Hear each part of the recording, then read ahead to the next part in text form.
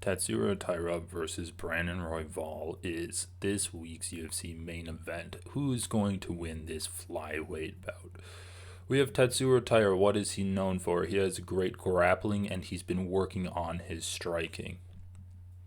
In his last fight out against Alex Perez, Tatsuro Taira put up a competitive first round on the feet, and then in round two got one of the most creative submission wins that I've seen. Not even a submission win, it was a TKO through grappling. So what did he do here? He gets onto Alex Perez's back. He's backpacking him. He has his leg crossed between Alex Perez's legs, and he's using that to lift the pressure off of Perez's left leg, putting it all on his right leg, and then eventually Perez does crumble under the pressure. So let's watch this in slow motion. Super creative grappling techniques. He also is great at submissions, great at ground and pound, one of the better flyweights at ground and pounding, one of the better UFC fighters at ground and pounding here. So again, we can see he has this left leg elevated and all of the pressure is going on to Perez's right leg. He leans back, putting body weight on that, and it crumbles. And unfortunately for Alex Perez, this isn't just a way of getting him taken down. He did blow out this knee because of the hyperextension that he did on it. And so Perez goes down. Immediately, Tatsuro Taira rolls him over. So great job controlling this leg here. Not only does he get him to go down, he also gets him in the most dominant position in the sport, which is when you have your opponent flattened out on their stomach, you're on top of their back, and then you can land ground and pound or go for rear naked chokes from this position. But all of that's unnecessary, and Alex Perez is TKO'd from here. Herb Dean has to step in. So that's a brutal submission, but we also got to see a lot of his striking. So what was his striking here? What type of striking did he really do? Well, he was up against this aggressive striker in Alex Perez. Perez had just gotten a knockout against Mateus Nicolau in their last fight. Tatsuro Taira doesn't really go for takedowns that much, but he does engage in the clinch. So when he's clinching up with Perez, he likes to try to throw knees. He likes to try to throw uppercuts. But we also saw Perez landing some good shots of his own in the clinch. So yeah, good knee from Taira here. He really likes to go for those knees. That is something that could be available to him against Brandon Royval. What shots was he susceptible to on the feet? Well, he didn't get hit by too much. He did a pretty good job of staying defensive. A lot of that's due to his footwork. But he did get hit by some of these big hooks that Perez was throwing. He wasn't really able to see the first one of the combination, and then he was getting hit with those whenever Perez would blitz forward. He had a great jab. He had a great right straight. Obviously, his jiu-jitsu was immense.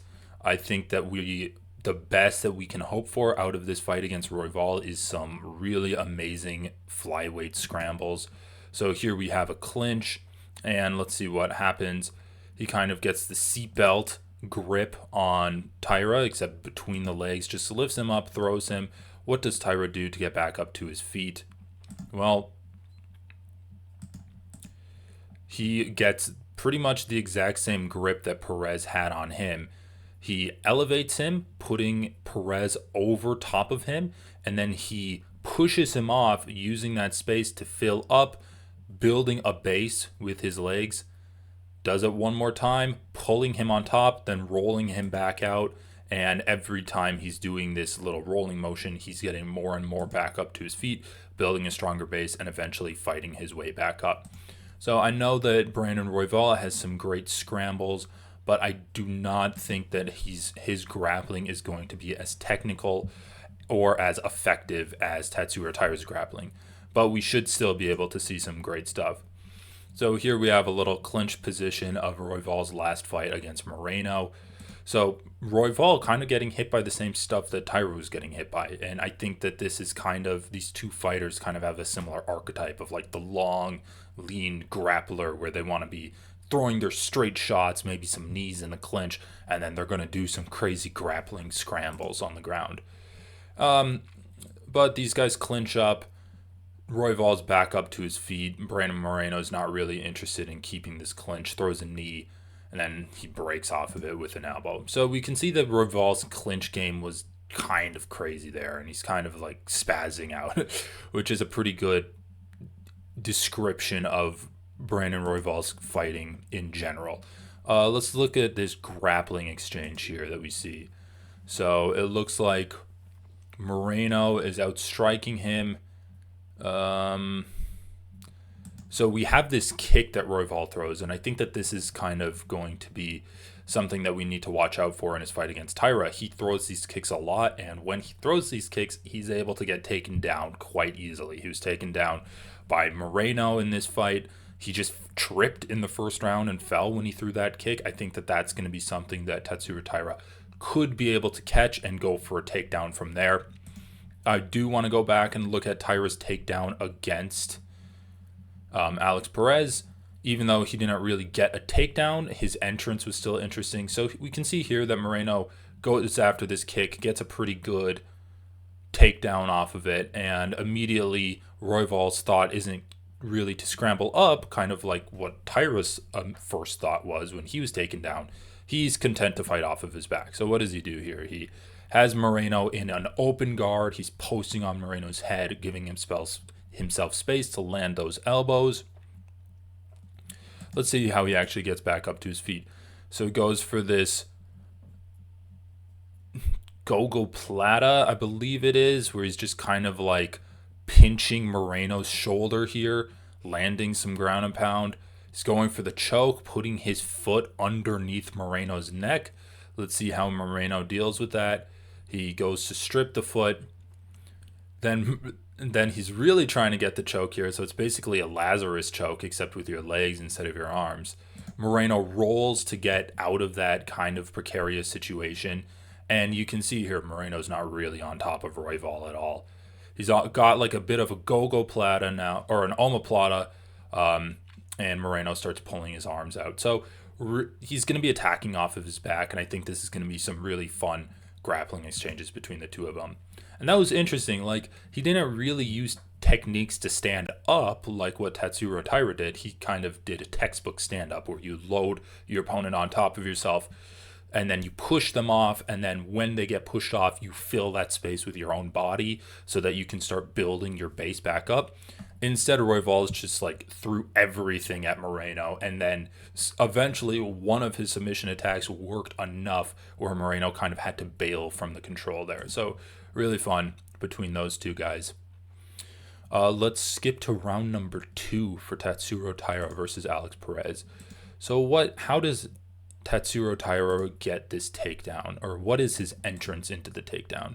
So Alex Perez, he's been throwing jabs and he's been throwing these like right-left hooks the entire time. So Taira just goes in for a double leg.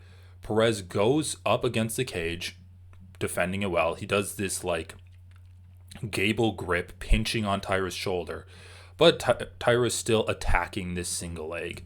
And you can see here he's got the C grip with his two gloves, lifting up Perez's leg and then pivoting his left shoulder into Perez, driving Perez in a clockwise direction and then wheeling him down to the ground. So again, just beautiful textbook takedown stuff from Tatsuro Taira.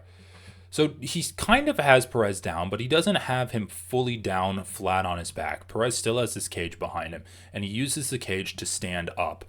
And this is really where Taira's jiu-jitsu shines, because that was a great takedown, but that's something that you can learn in wrestling. This is where the jiu-jitsu really comes through. So he uses Perez standing up as momentum to fling himself onto his back. And from there, this is Taira's wheelhouse. And then we can see kind of the finishing sequence here. So Perez just stands up, Taira gets his back, and then we see this amazing little sequence that Taira has developed where he's not really tucking that right leg behind Perez's leg, where that would be the safest place for it to be, where Perez can't grab it and try to peel his legs off of him.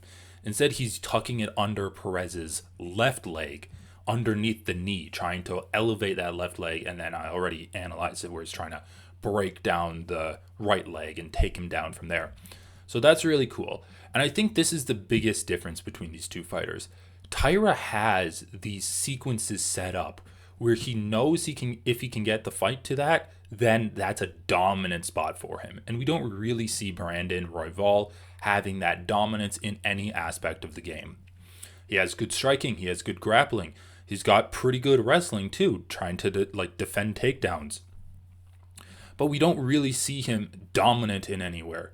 And the most impressive performances we've seen from Royval have been these kind of chaotic, spazzy situations where he's landing a spinning back elbow onto Kai Car France, knocking him down, and then grabbing a guillotine in the middle of a scramble, choking him out. Where he's landing a jump knee into a right hand on Mateus Nicolau, knocking him out there. As Nicolau's kind of like bounding in. You don't really see the same kind of controlling dominance that you do with Taira.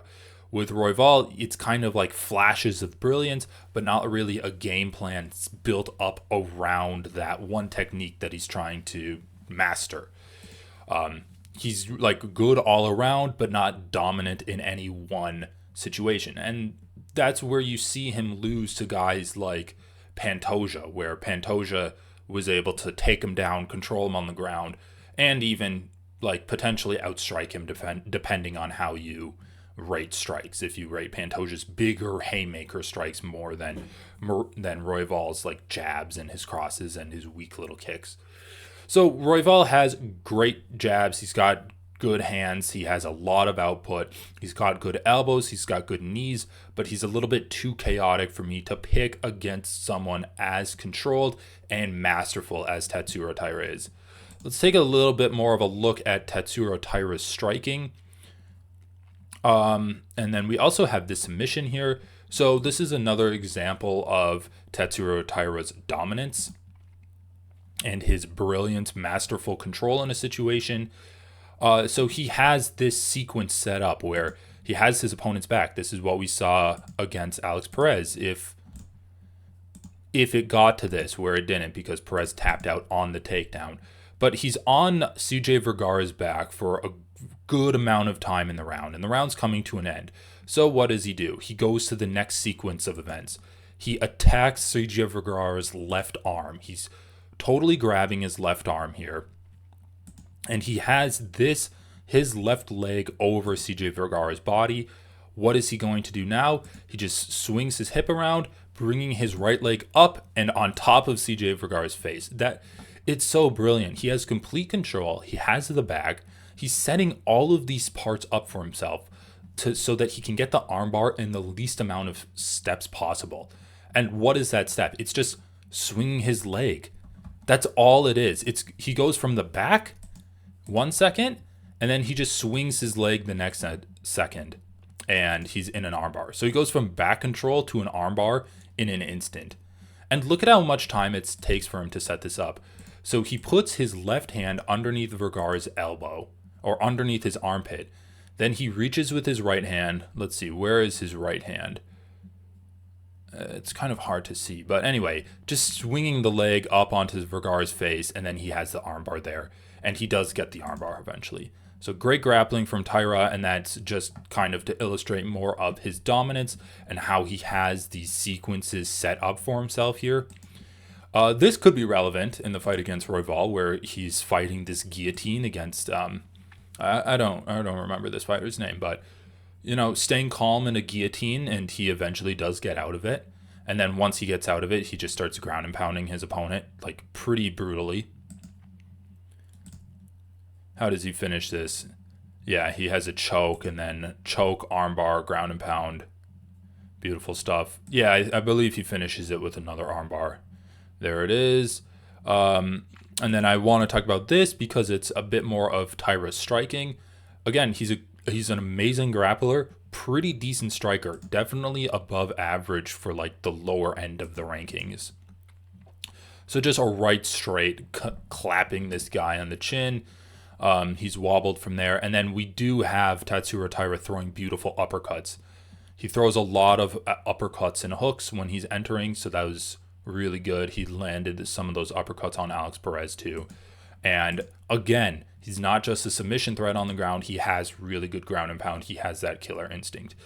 So it might seem like I'm really like inflating Tatsuro Taira's ego here, really like just talking about how great he is. He is great. I think he's a super exciting addition to the flyweight division. Brandon Royval's super fun too, but I just can't get behind someone whose like brilliance comes in flashes and isn't as controlled as Tatsuro Taira's dominance that we see. We see him really control the striking. It seems like he comes into fights with a game plan. It seems like Brandon Royval is just showing up and being like, whatever happens, happens. He fights the same way against Brandon Moreno, against Pantoja, against Kai Kara France. He just tries to like lure these guys into his game. And when he can't really lure them into his game, then we do see him kind of falter.